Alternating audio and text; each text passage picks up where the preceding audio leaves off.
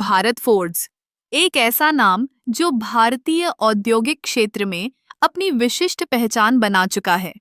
यह कंपनी न केवल भारत में बल्कि वैश्विक स्तर पर भी एक प्रमुख खिलाड़ी है।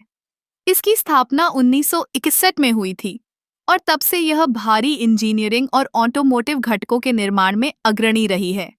भारत फोर्ज का मुख्यालय पुणे में है और यह विभिन्न उद्योगों जैसे ऑटोमोबाइल, ऊर्जा, एरोस्पेस और रक्षा में अपनी सेवाएं प्रदान करती है। कंपनी की ताकत उसके अनुसंधान और विकास में है।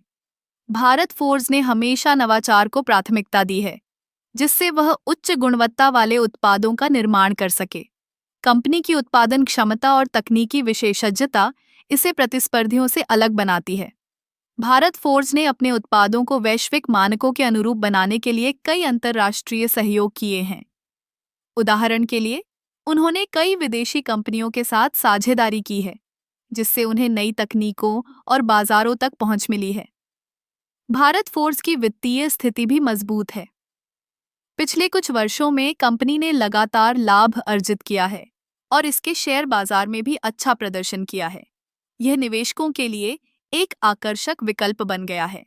कंपनी की सामाजिक जिम्मेदारी भी महत्वपूर्ण है। भारत फोर्ज ने कई सामुदायिक विकास परियोजनाओं में भाग लिया है, जैसे शिक्षा, स्वास्थ्य और पर्यावरण संरक्षण।